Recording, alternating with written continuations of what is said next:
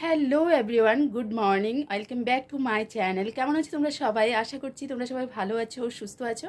তো আজকে আরেকটা নতুন সকালে নতুন ভিডিও নিয়ে তোমাদের সামনে হাজির হয়ে পড়লাম।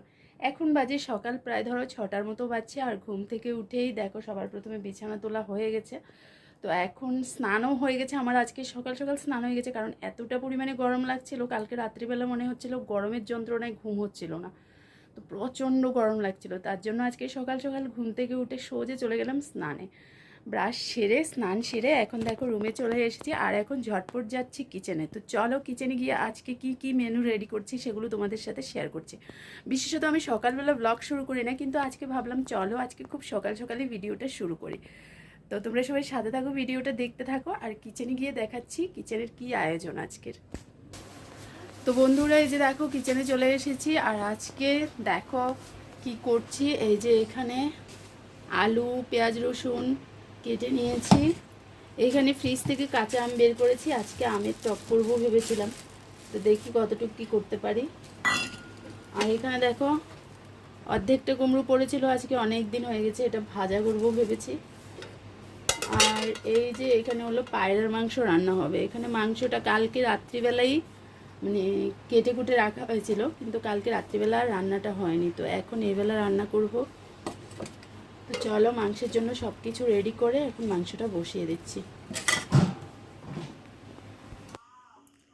আর বন্ধুরা, আজকে সকাল সকাল আমি এখানে দেখো এগুলো কিসের রস বলো তো? এগুলো হলো কুলেহারা পাতা।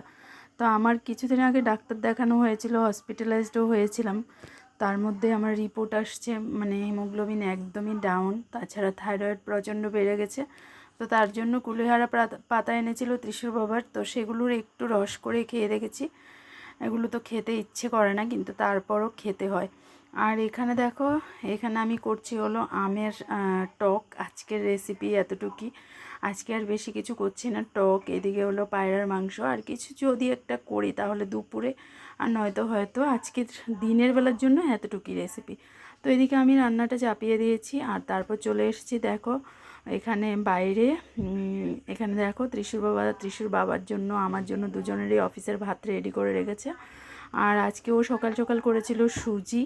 তো আজকে আমরা খাবো সুজি, সাথে হলো চা মুড়ি এগুলো আর কি।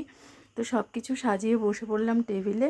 তো চলো এবার চা টিফিনটা সেরে নিই। চা টিফিন সেরে সোজা আবার চলে যাব ডিউটিতে, কারণ অনেকটাই লেট হয়ে যাচ্ছে। তার জন্য সকালবেলা কিন্তু প্রচণ্ড তাড়াহুড়োর মধ্যে থাকি। তো দেখো চা টিফিন খেয়ে আমি চেঞ্জ করে রেডি হয়ে গেলাম, আর এখন আমি বের হয়ে যাচ্ছি। যাওয়ার পথে একটু শ্যুট করলাম আর কি, তোমাদের সাথে সেরকমভাবে কথা বলতে পারিনি, কারণ এই টাইমে কথা বলা আমার পক্ষে মোটেও সম্ভব নয়। সকালবেলাই অনেক কাজকর্ম থাকে, সেগুলি শেয়ার করতে ইচ্ছে করে। দেখো স্কুল থেকে বাড়ি ফিরে চলে এসেছি, আর এখন বাইরের ওয়েদারটা দেখো, বৃষ্টি হচ্ছে, বাইরে বৃষ্টি হচ্ছে। তো বাইরে যে কাপড় চোপড় ছিল আর কি সব তুলে নিয়ে এসেছি। মোটামুটি সব কিছু ওঠানো হয়ে গেছে। তো সবই বাড়িতে আসলাম, আর ওয়েদার দেখো কীরকম করে রেখেছে। প্রচণ্ড গরম উঠেছে, প্রচণ্ড গরম। বৃষ্টিটা হচ্ছে একদিকে, ভালোই হচ্ছে। আর আমি আজকে বন্ধুরা স্কুল থেকে ফেরার পথে গাছের মানে স্কুল থেকে ফেরার পথে স্কুটি দাঁড় করিয়ে আম কুড়িয়েছি, মানে আম পেয়েছি। এই যে দেখো, এই যে দেখো আম। তা এখন আমি বসে গেছি সেই আমগুলোই নিয়ে। এই যে দেখো কেটেই গেছে, সে আমগুলোই নিয়ে এখন আমগুলো খাবো। স্কুটি দাঁড় করিয়ে আম কুড়িয়ে এনেছি, এখন সেগুলো খাবো, ঠিক আছে?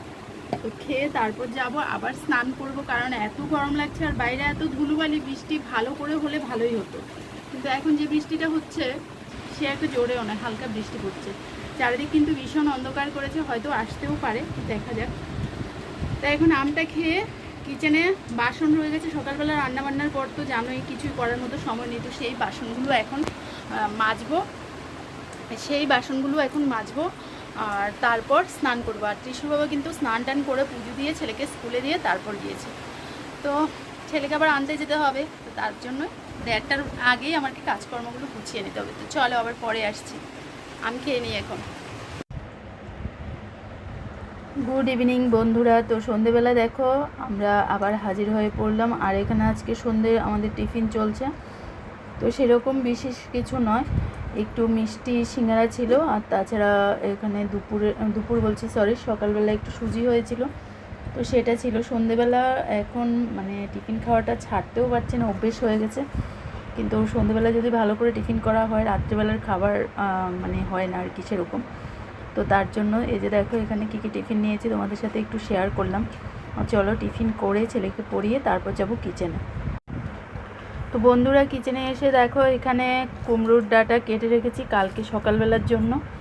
একদম ফ্রেশ টাটকা ডাঁটাগুলো এনেছিল ত্রিশুর বাবা আসতে, তো এখন সেগুলো কেটে রেখেছি। আর এখানে দেখো কতগুলো ডিম, এগুলো হলো আমাদের বাড়ির হাঁসের ডিম।